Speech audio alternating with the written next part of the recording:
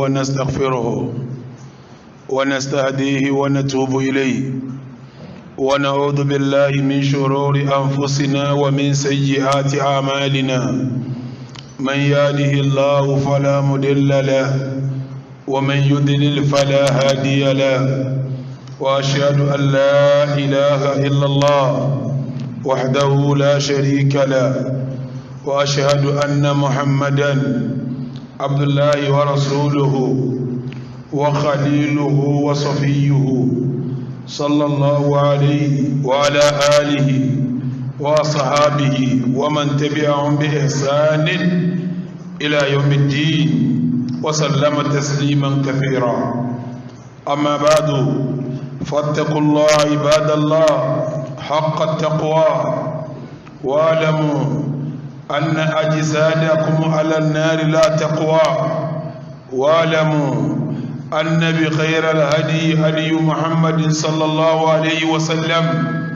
وأن شر الأمور محدثاتها وكل محدثة بدعة وكل بدعة ضلالة وكل ضلالة في النار. أبو جماعة أدوك فلون أترك يلون ترك يلون قالوا لبا أن تلون أبانا سوى أسواج وغاوى النبي ومحمد ìkẹ́ Ọlọ́run ta ní kọ́bà nẹ́bí Ọlọ́run jẹ́ ọba ara ilé ẹ̀ kọ́bà wọn sàhábà rẹ̀ àti gbogbo àwọn tó bá tẹ̀lé wọn pẹ̀lú dáadáa. Ọlọ́run ọba ọba àlekè ọlá kọ́mọ̀sí ilé wọ tiwa náà kọ́lọ́run ọgá ìdí àwa náà ká jẹ́ ní eré gbogbo ọ̀nà téèyàn fi jẹ́ ní eré. ìkẹ́ ìgẹ̀ yìí kó máa lọ bẹ́ẹ̀ sí dọjọ́ ẹ̀san. èyí tí ó jẹ́ àkọ́kọ́ ọ̀rọ̀ mi ní jímọ̀ lẹ́ni ni pé ẹ jẹ́ á bẹ̀rù Ọlọ́run. ittaqullah, ẹ bẹ̀rù Ọlọ́run haqqa taqwa, ní bẹ̀rù tààrà. kí ni ó jẹ́ bẹ̀rù Ọlọ́run bẹ́ẹ̀? wa'lamu anna ajzadakum ala an-nari la taqwa. ara yín ara tọ́lọ̀ ń dá fún yín wọ̀nyí kò lágbára láti gbé iná Ọlọ́run mára. ara wa yìí kò lè gba iná Ọlọ́run. ara kọ̀ náà bí wọ́n bá mọ̀ kó wọ́n fẹ́ kára wọn wọ náà òun fúnra wà bẹ̀rù Ọlọ́run láti gbé ara rẹ̀ sá kúrò níbi iná Ọlọ́run. ẹ sì lọ́ mọ̀ pé tí ò ní jẹ́ ẹwọ náà Ọlọ́run kẹ́ ẹ mọ̀ pé mọ̀nà Nábì wa Muhammad tọ́ba làkalẹ̀ òun gangan ní mọ̀nà oríjìnà téèyàn máa tọ̀ tí ẹ fi tọ́nà Ọlọ́run wò. bẹ́ẹ̀ bá ń tọ ìlànà Nábì kò ní tọ́ iná Ọlọ́run wò. sẹ́ni gbogbo táwọn èèyàn bá dálẹ̀ pátápátá bí ọba ti lé inú tírà Ọlọ́run súnà Nábì wa Muhammad ìtí ṣẹ̀ríà Ìsìlámù mọ̀ sí ní bídíà o. bí ọba fẹ́ tọ́nà Ọlọ́run wò yóò jìnà sí bídíà ni. gbogbo bídíà sì ní ànú ní gbogbo ànú wá ní kò síbi kan tí ó rìsọ́ọ̀tì sí tó ju iná Ọlọ́run ọba àlekè ọlá lọ. fúdi eléyìí jẹ́ mọ́ kí ọ̀rọ̀ wa mọ́ lè bá rìsọ́ọ̀tì síná ẹ jẹ́ á bẹ̀rù Ọlọ́run. ọba àlekè ọlá sọ pé yā ayyuhal ladhīna āmanū, ẹ̀yin tẹ́ jẹ́ mùmínì, ittaqullāha, ẹ bẹ̀rù Ọlọ́run haqqa tuqātihi, níbẹ̀rù pàápàá ìbẹ̀rù tààrà. wa lā tamūtunna, ẹ gbọ́dọ̀ wá kú illā wa antum muslimūn, àfikẹ́ kú sínú Islam. Ibādallāh, ní àná gbogbo àwọn mùsùlùmí sọ̀kalẹ̀ àwẹ̀ Ramadan. àná ni àkọ́kọ́ oṣù Shawwal tí a ṣe ọdún ìtúnu àwẹ̀. ṣe rí bá ti sọdún ìtúnu àwẹ̀ ń ìdí ń tọ́ka lérí pọ́lọ̀ ń gba àwẹ̀ wa. òun ni nǹkan bí mẹ́rin sí márùn tí mo fẹ́ kà yìí. ìwọ tí bẹ́ẹ̀ ni márùn yọ̀ bá ṣẹlẹ̀ sí ọ lọ́ọ́ kí èsàwẹ̀ tó gbàdì bádà tó ṣe. àkọ́kọ́ bí èèyàn bá parí sí olóore tọ́lọ̀ ń bá ràn lọ́wọ́ tó tún tẹ́wọ́ gba sí olóore míì ń túmọ̀ pé ètò ṣe kọjá ọlọ́ngbà. ó di méní gbogbo wa la sọ̀kalẹ̀ Ramadan asọdún lánàá. ntí ó máa jẹ́ delil ìtọ́ka lérí pọ́lọ̀wọ̀ bọ́ba lékè ọlá gba àwẹ̀ tá gbà òun ni ká tún gba sí tàṣàwàl. fẹ́ni tọ́lọ́run bá ní kípa rẹ̀ ọkà tọ́lọ́run lọ́wọ́ mi ò pé lọ́ràn yẹn o torí ṣẹ̀rẹ̀ ò pé lọ́ràn yẹn tìláwà tá ń bábọ̀ nínú Ramadan dẹ̀lílù pọ́lọ̀ ń gba tìláwà rẹ ní kọ́ tún bẹ̀rẹ̀ tìláwà tuntun mí lẹ́yìn Ramadan ìtọ́ka pọ́lọ̀ wọn bá gba tàràwí rẹ àti kìyàmù lélì rẹ ní kọ́ mọ́ wà fi kìyàmù lélì ṣeré lẹ́yìn gbàtà sọ̀kalẹ̀ Ramadan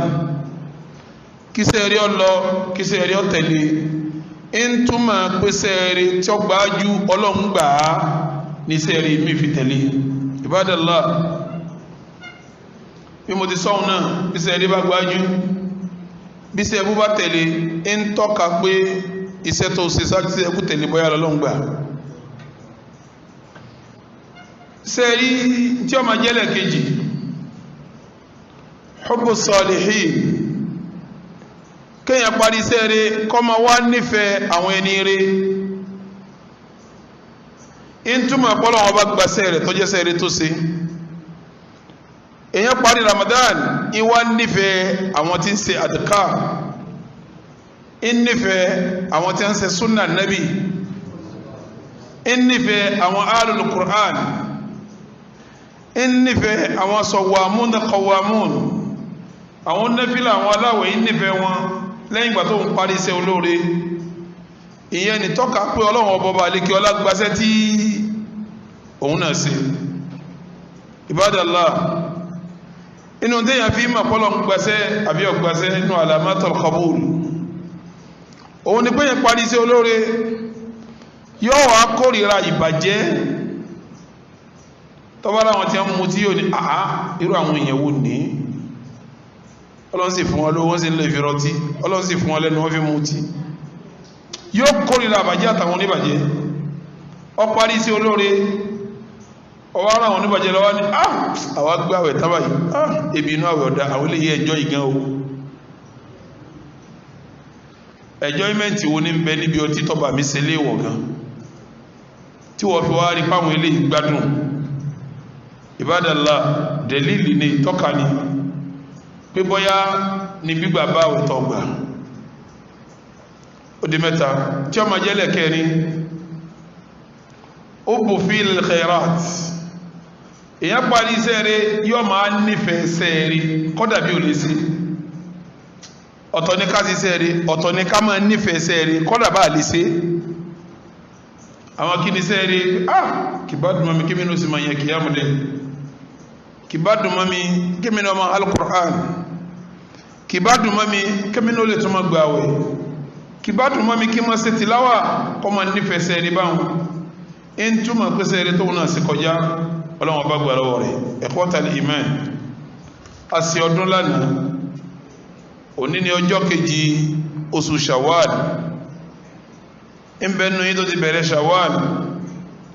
ń bẹnu yí tí è bẹ̀rẹ̀ ẹ jẹ́ kálukú ní lẹ́mìí nínú pọ́lọ̀ ń gba sẹ́ẹ̀rí wa ní kí sẹ́ẹ̀rí ọ̀tẹ̀lé ká gbà sí ti Shawwal ikhwatal iman èyí tí ó jẹ́ rọ̀kíza kókó hútùbà wà lẹ́nu òun ni al-mubadaratu wal-musara'atu ila al-khairat ẹjẹ́ a máa dàgbà ká máa sálápá tètè kájọ máa fàmára wa lọ́wọ́ kí láàjọ máa dàgbà kí láà máa sálápá tètè kí láà fẹ́ máa fàmára wa lọ́wọ́ iṣẹ́ rí èyí máa dákẹ́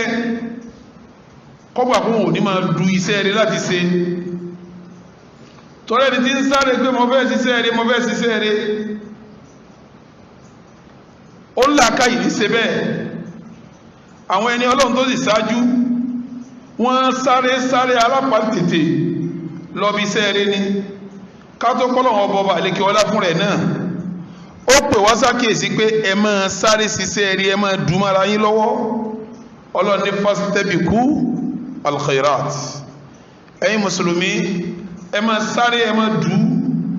kí lẹ́ máa dùn mára yín lọ́wọ́ al-khairat èmi ní kò ṣiṣẹ́ rí èmi ní kò ṣiṣẹ́ rí èmi ní kò ṣiṣẹ́ rí ikhwatal iman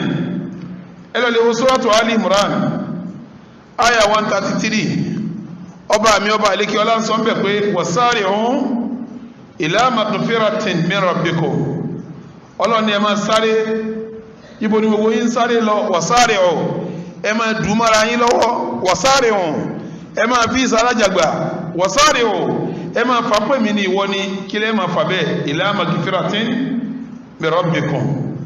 ẹ máa sáré lọ bí pé ẹ̀ ń wá fèrèjì lọ́dọ̀ ọlọ́run ọba yìí ẹ wà nábì Musa ni alayhi salatu wassalam inú suratu Taha aya 84 anabi Musa sọ pé wa ajilitu ilayka rabbi litarda mo kánjú ọlọ́run wá bá ọ torí kó lè yọ́nú sí mi Musa ọ̀falẹ̀ ọkánjú kọ́lọ̀ lè yọ́nú sí Ibadallah ẹ wò ọmọ ní bá ìpele ìyá rẹ̀ lẹ̀ kó sí aṣọ hun àbí kó sí ró àbí kó sí dá ẹ lọ lè wo súnà nábì wa Muhammad anábì gan fún rẹ̀ ń sáré iṣẹ́ rí ń sáré pé mi ní ṣe mo fẹ́ ṣe tí ẹ bá nínú Sahih al-Bukhari nínú hadisi kan sọ ń bẹ̀ pé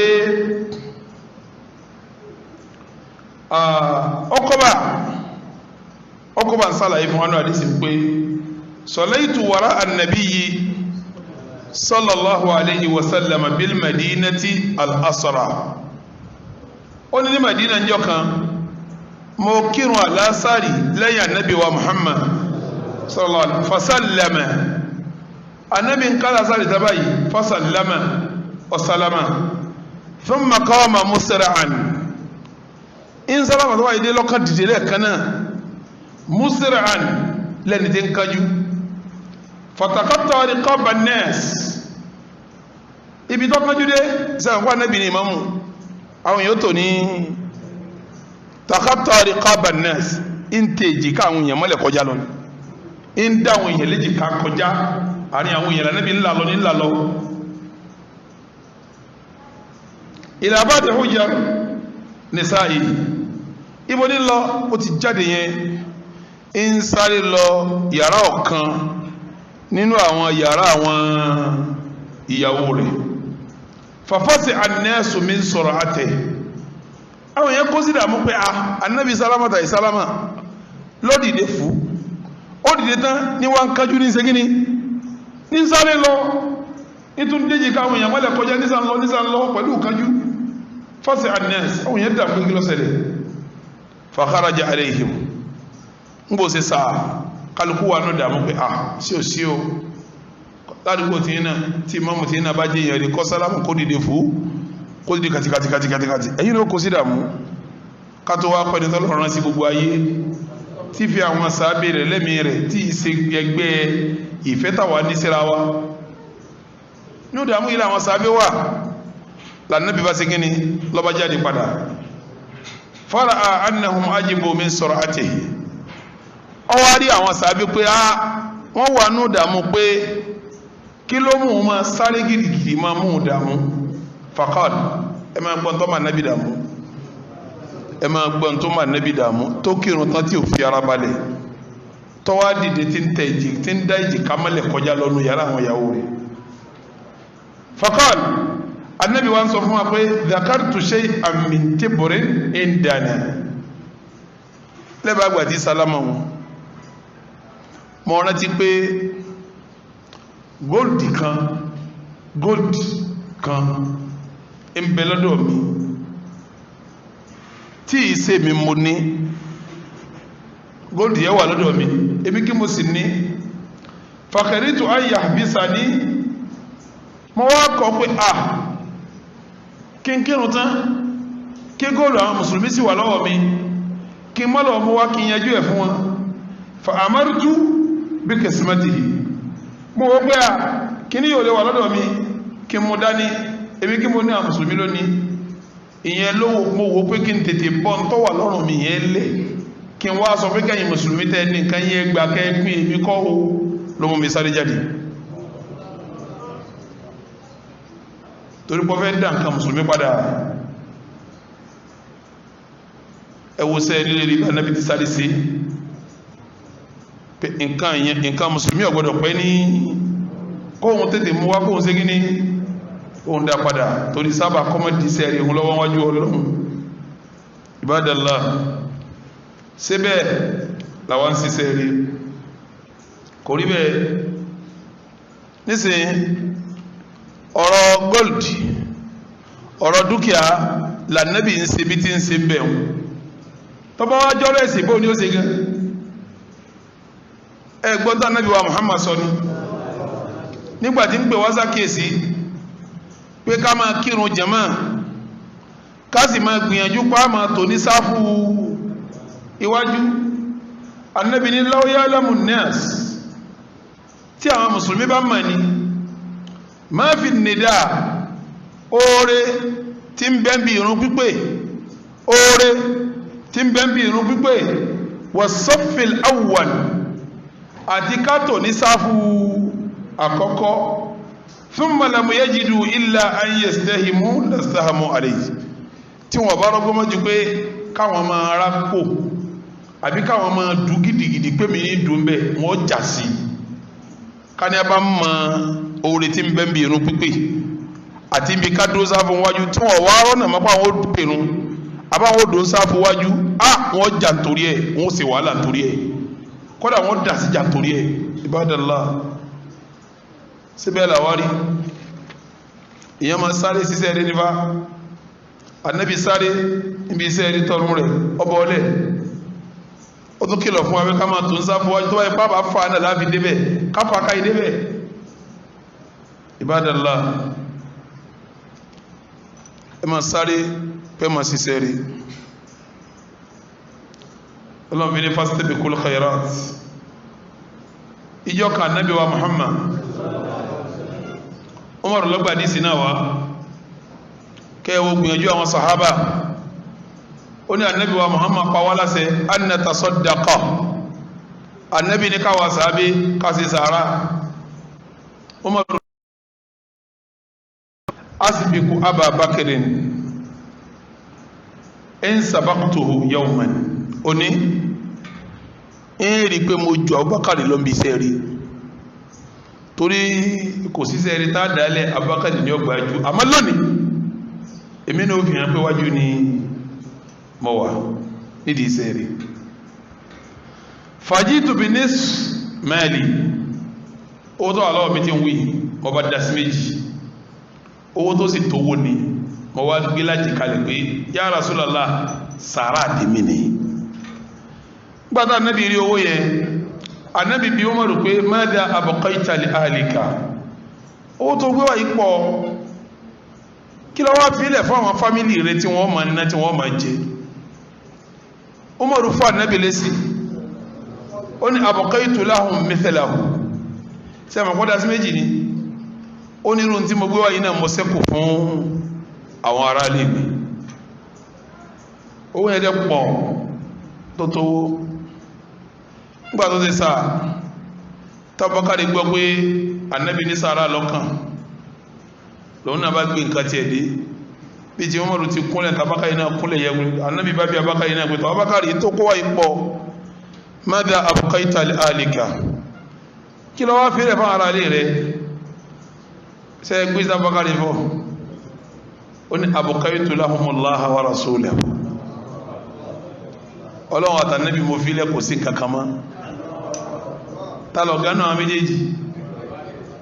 Umaru ní a ìwọ arákùnrin yìí èyàn ò lé ọláré dìísẹ́ rí kọ́bọ̀ orí àwọn sàbí ni o àwọn ń sáré dúsẹ́ rí sí síbẹ̀ làwárí bí tọ́rọ̀ dé yìí tó bá fẹ́ máa jẹ́ ni Ọlọ́run á máa dúsẹ́ rí sí ní àníjọ́ máa bọ́ Ibadallah àwọn sàbí ọ̀kẹ̀rẹ̀ wọn ò kúrú níbi à ń túsẹ́ rẹ̀ ṣe níjọ́ tí ogun fẹ́ jà Nábì wa Muhammad ogun tá ń pè ní Ghazwatul Ahzab Ànábì wa náà dàmú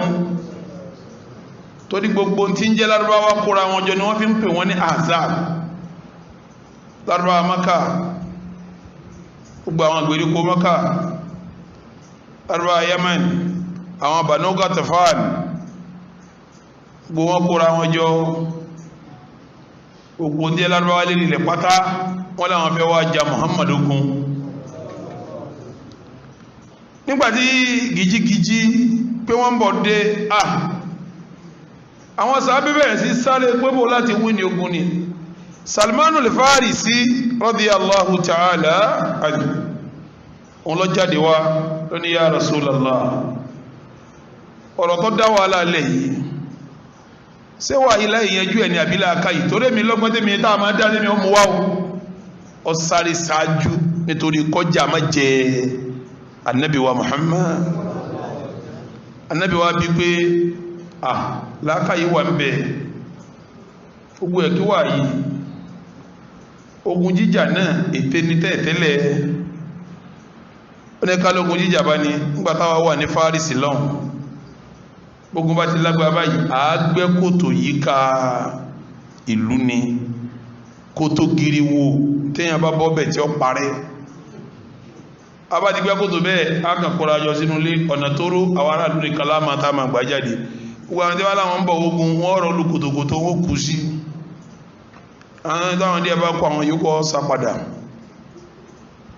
bóun ti kájú mú mọ́ra wa bẹ́ẹ̀ la nẹ́bí ló di ṣíṣe ẹ̀bá gbéjígá ànẹ́bí náà kanjú gbéjígá péyàn ọkọ̀ gbéjígá òkè njọ́ náà Muhammad ni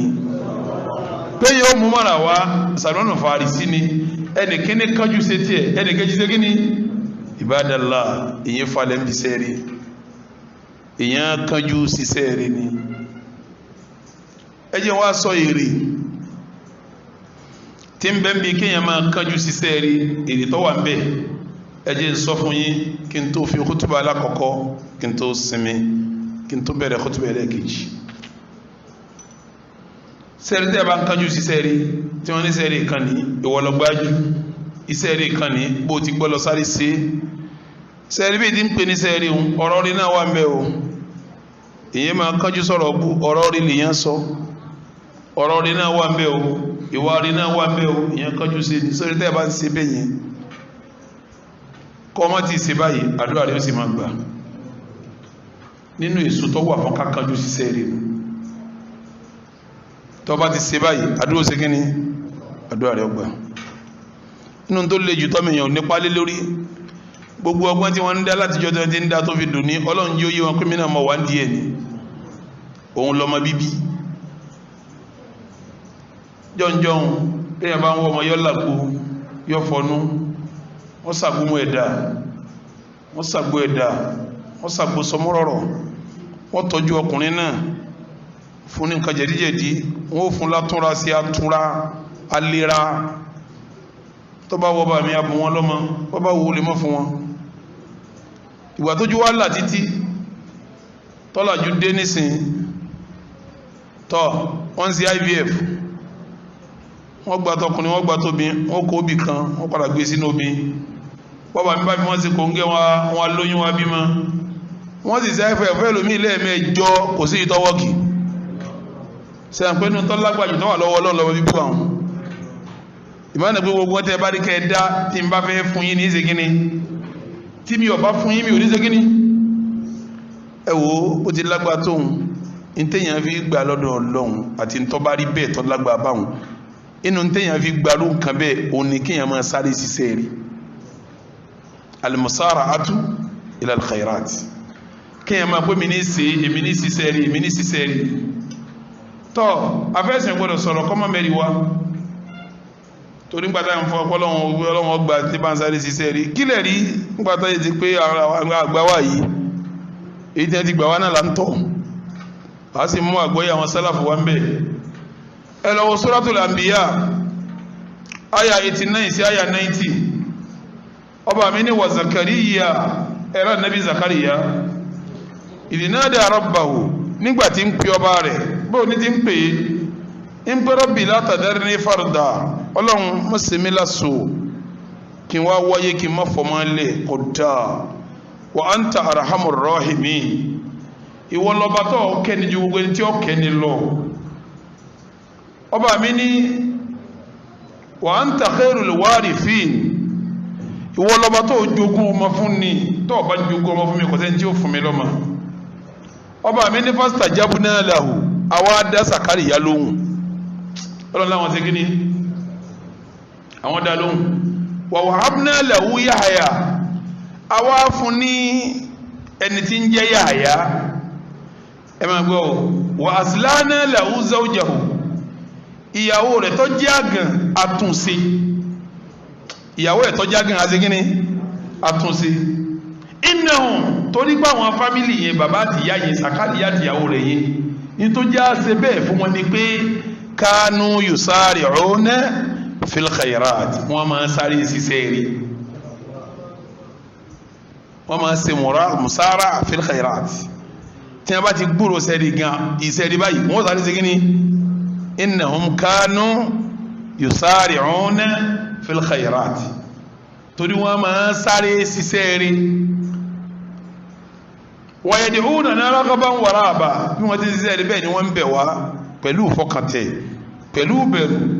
wa kanu lana khashi'in wọ́n sì bẹ̀rù wa rísìn mẹ́ta nù rísìn àkọ́kọ́ wọ́n ń sáré wọ́n sì ń ṣàdúà pẹ̀lú bẹ̀rù bójó wọ́n sì bẹ̀rù èmi Ọlọ́run nínú àwọn ṣurutu qabuli du'a nù ni tí jẹ́ ká dúró gbà àmọ́ ntọ́lọ̀ nǹkan kanu mẹ́tẹ̀ẹ̀ta kanu yusari'una fil khairat wọ́n máa sáré sí ìsẹ̀rí Allahumma izzal islam wal muslimin wa adilla shirka wal mushrikin wa dammir a'daka a'da ad-din wansurna nanu ibadaka al-muwahhidin amina ya rabbal alamin.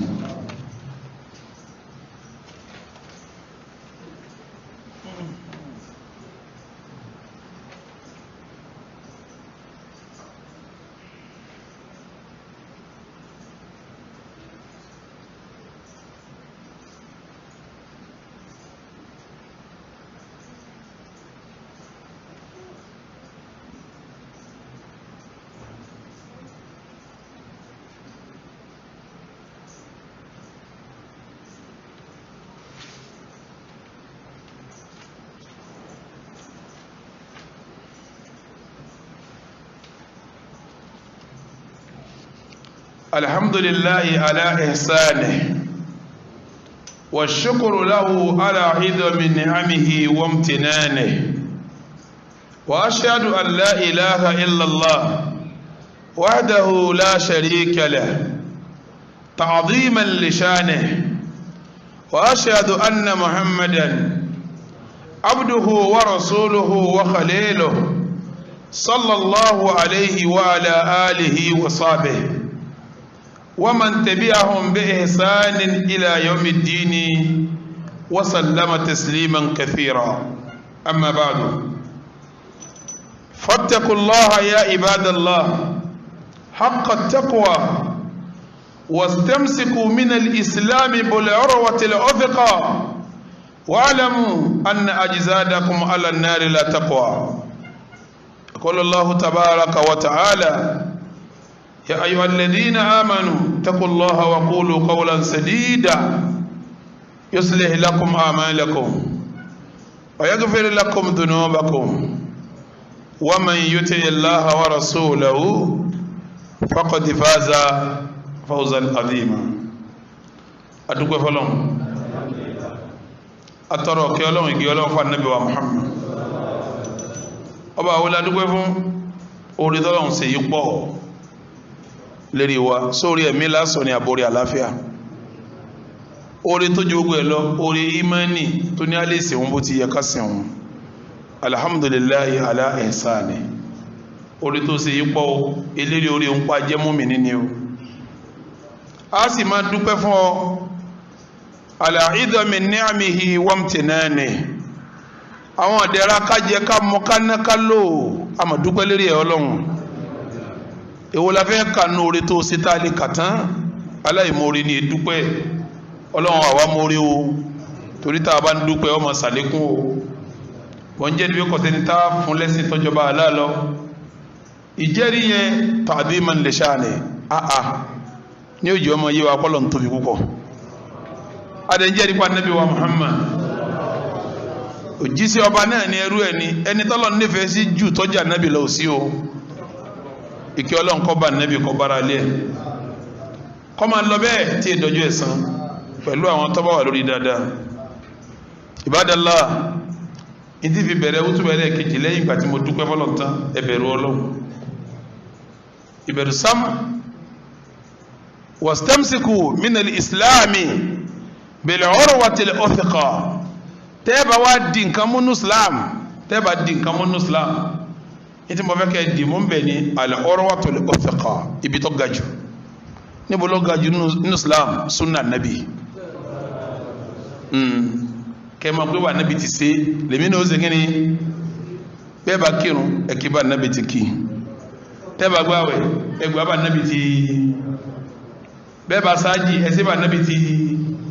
kọ́dà gan tọ́ bá mú mi bá nabi ti mú mi ẹlòmí ọmọ bá nabi ti mú mi anabi mú mi gbọ̀ngbọ̀n yóò mú gẹ̀ẹ́kan yóò dàdú yóò mú gẹ̀ẹ́kan yóò ń ka wá rán lè ní torí tó yẹ ń sọ bẹ́ẹ̀ fún yín jàmá tó yẹ ń sọ bẹ́ẹ̀ fún yín ni pé béèyàn bá di tọ́ ga jù ní islam mú èyí tá ń pè ní súnà yẹn tọ́lọ́hun fẹ́ ṣe islam tòun bó ti wú òun tí ò ní fi tẹ̀lé ti ànábì wa Muhammad ó ṣeéṣe kọ́ wọ náà o ó ṣeéṣe kọ́ wọ náà o bẹ́ẹ̀ dẹ̀ ni ara wa òsínbára náà ti lè rí tí náà bá jo ara ọkọ̀ lọ sásà náà bó fira ìka rẹ ká tó pé náà lọ́n yẹ́ náà jọbọ́ sọ́ọ̀kì rẹ kájọ pé náà lọ́n sọ́bára mú gan ara yẹn ọba náà mú bẹ́ẹ̀ bá wá fẹ́ wọ náà ẹ lọ lè di sunna nabi wa Muhammad ẹ lọ di mú òun ni orí wa tó lè òfin kọ́ òun lọ ga jù ní islam bẹ́ẹ̀ bá lọ́wọ́ sí islam pẹ̀lú bídíà yọkàn jìyà ni yọkàn wọ náà ni bádàlá ọ̀rọ̀ tí mo ń bá bọ̀ ní kútùbà àtàkọ́kọ́ sẹ́rí kálàfẹ́ máa sáré sí sẹ́rí tó ọba máa dìímọ̀ okun sẹ́rí pé mo fẹ́ sáré sí al-musara fil khayrat aw ila al-khayrat yẹn sáré sí sẹ́rí ẹni tí bá máa dìímọ̀ ẹni tí ọba máa dìímọ̀ kọ́ máa sáré sí sẹ́rí yóò máa tọ́ka pẹ́nu yẹn ìmánì rẹ̀ ò pé ìmánì rẹ̀ ò ṣe kíni kò pé kọ̀dẹ̀ ní yẹ̀kín tó kúnná pẹ̀lú ọlọ́run pé ọ̀sán òun lẹ́san ìdánilójú tó kúnná pẹ̀lú ọlọ́run sí fún pé ọ̀sán lẹ́san kíyàn máa sáré lọ bí sẹ́rẹ̀ yẹn tẹ́bọ́ àwọn tọ́lọ̀ ń fi ròyìn àwọn ẹni rẹ̀ tí wọ́n jẹ́ ẹni rẹ̀ hánrán lọ́lọ́run ọba máa fi al-musara fil khairat kíyàn máa kájú pé mo fẹ́ ti sẹ́rẹ̀ àwọn ẹni rẹ̀ máa fi ròyìn àwọn al-mu'minuna al-mukhlisun àwọn mọ́mìnì tí wọ́n máa kagá níwájú ọlọ́run ló fi jẹ́ sípò náà gbọ́dọ̀ máa sáré ṣiṣẹ́ rí ká lè wọnú agbó yẹn ká wọ́bẹ̀ bẹ́yàn bá wọ́bẹ̀ kọ́ dá ẹlọ́wọ́nú al-Qur'an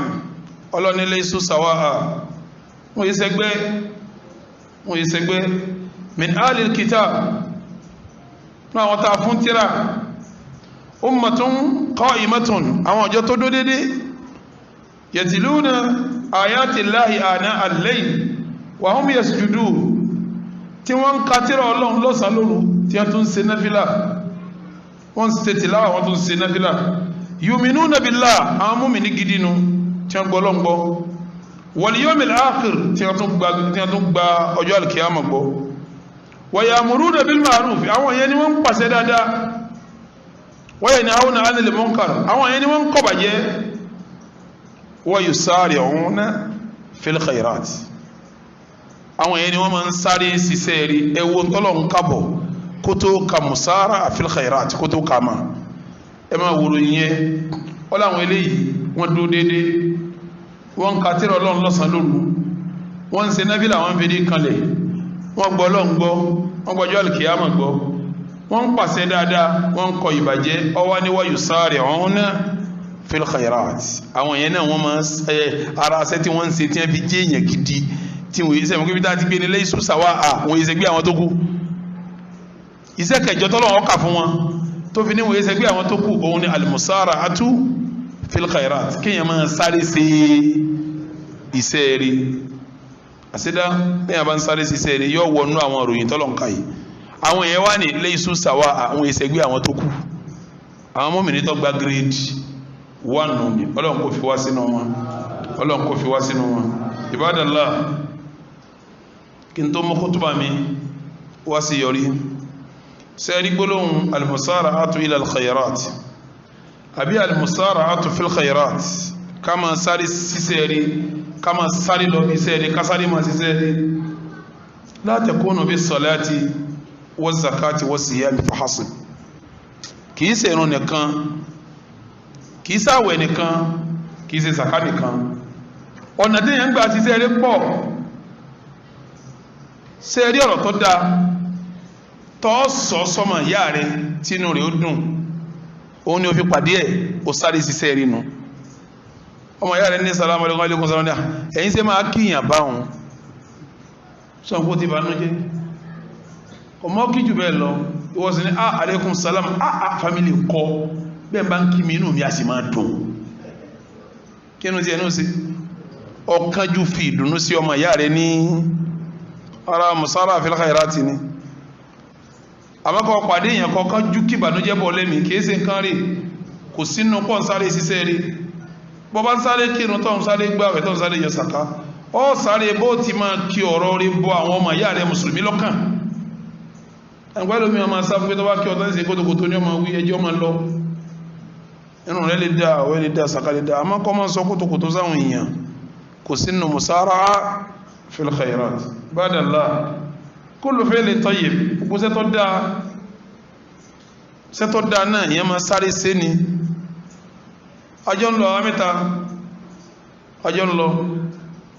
bẹ́ẹ̀ là ń wọ̀ kankan láàrí ìgò tó lè gúnyàn lẹ́sẹ̀ ẹni eré tó bá dáa jù láàrin wa ní ọ̀sàrí kọ́kọ́ mú gòǹgò lọ́nà